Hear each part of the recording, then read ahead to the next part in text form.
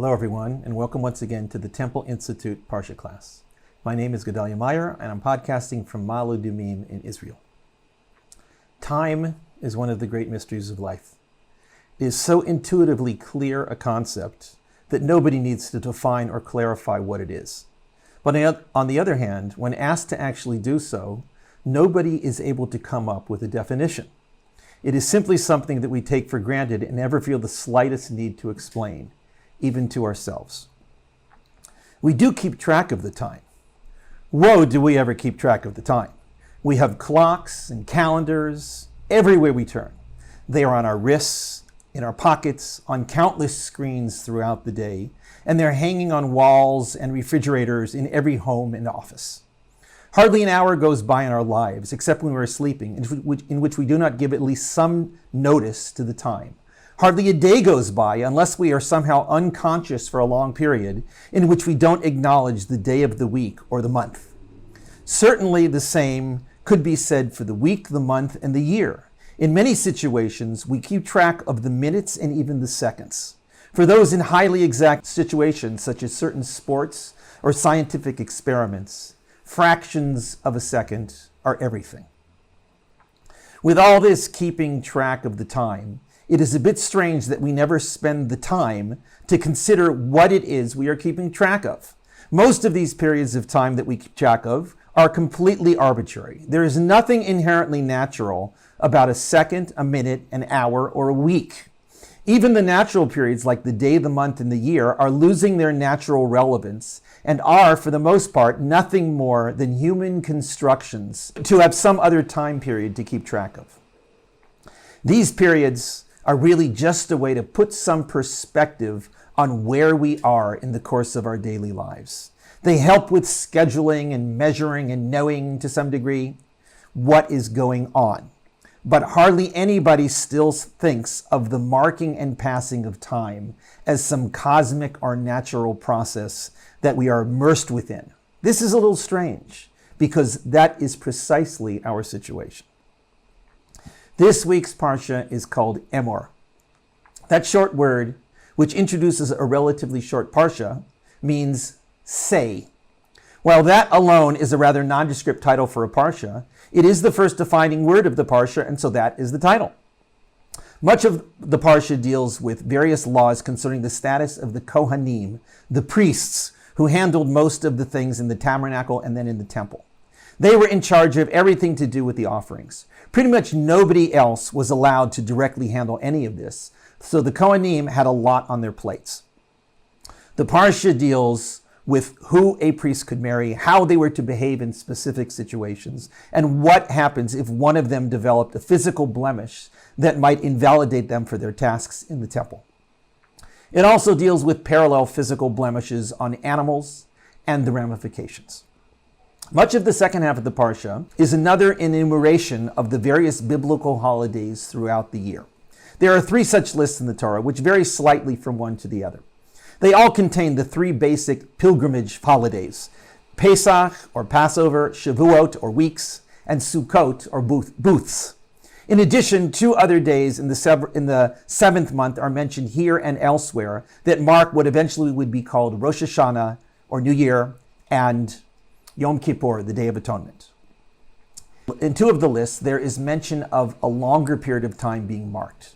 This period is not a holiday at all, but a span between holidays. It is now called in Jewish circles the period of the Omer, a very biblical word that refers to a specific barley offering that was brought, according to tradition, on the day following the first day of Passover.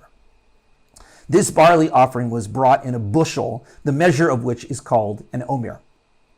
The purpose of bringing this barley offering was to mark that this was the first barley harvest of the year. Prior to this offering, no barley that had previously been harvested that year in Israel, for whatever reason, could be eaten. It is only with this offering that the New Year's grain harvest could be consumed. Following this offering, the command is to count a total of 7 complete weeks, right after which marks a period of 50 days, and then to bring another offering. The exact biblical quote is, "And you shall count from the day after the holiday, from the day that you brought the Omer as a wave offering, 7 complete weeks. Until the day after the 7th week, you shall count 50 days and bring a new grain offering to God. This grain offering is then described as 2 loaves made of a specific measure of flour, unleavened, and from the first harvest of what tradition determined to be wheat. It is to be accompanied by various animal offerings of various types and species. On the day that this is done, meaning after the count is completed, the next holiday of Shivohot takes place. The Torah does not call this holiday Shavuot here, unlike in a few other places in the Torah. Shavuot does mean weeks, and it does commemorate the completion of the counting of these weeks. But it was more fundamentally associated with the bringing of the first harvest of wheat, and it is sometimes called accordingly. The only other time this whole business of counting these weeks is, as mentioned in the Torah, is a single verse in the middle of the book of Deuteronomy, in the middle of another one of these holiday lists. Even though it is much briefer there, it boils down to the same thing, counting the weeks between Passover and Shavuot. Jews have kept this commandment faithfully for the past 2,000 or so years, even when there was no temple to bring these offerings in, although it might seem unnecessary to do so.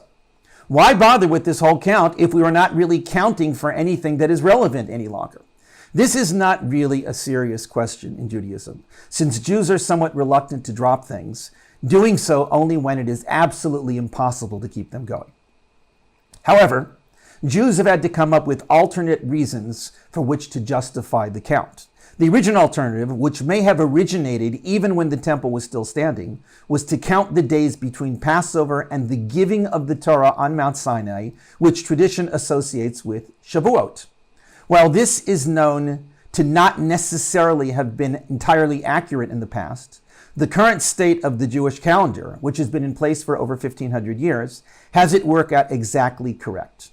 In place of a barley offering marking the beginning of the count and a wheat offering marking the end, it is Passover and the Exodus which marks the beginning, and the giving of the Torah on Shavuot which marks the end. As time went on, other associations were made for counting this period of time. One involved a time a plague struck that was killing off vast numbers of students of the famous Rabbi Akiva almost 2,000 years ago. This epidemic apparently stopped on the 33rd day of the count. That day has since been known as a day of celebration, called Lag BaOmer, with the word Lag, it's an abbreviation, standing for the Hebrew letters Lamed and Gimel, which represent the numbers 30 and 3, hence the 33rd day. Lag BaOmer happens to be Thursday night and Friday on the 29th and 30th of April this year. A radically different variation of this has the 33rd day of the count mark the passing of the equally famous 2nd century Rabbi Shimon ben Yochai, who has subsequently become linked to the watershed work of Jewish mysticism, the Zohar.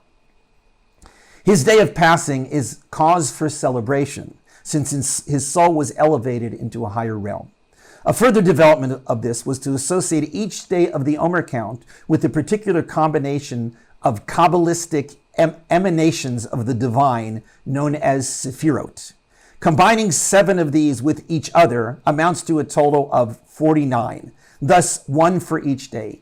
Consequently, the more mystically oriented concentrate each day's count with its unique combination, resulting in a different spiritual aura for each day of the count. While all this may strike many as being quite far-fetched and extremely unrelated to the original purpose of this counting, it really amounts to various ways Jews have managed to keep this count relevant long after the origin had become irrelevant. The bottom line is that it has maintained some relevance. Consequently, we still do this count like prescribed in the Torah thousands of years ago.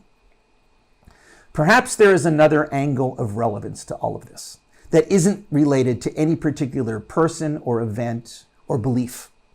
This angle is a bit difficult to really pin down, since it isn't the commemoration of any of those things and really represents nothing at all, mystical or otherwise, other than marking the passing of time.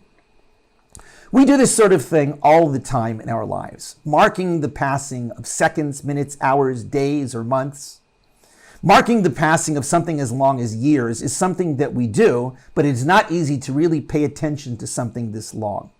We simply keep track of them through calendars. But we do sometimes count the days or even months to an event that is coming up. We certainly do this with shorter spans like hours or minutes. All of these are our ways of recognizing this amazing phenomenon happening right under our noses, the passing of time.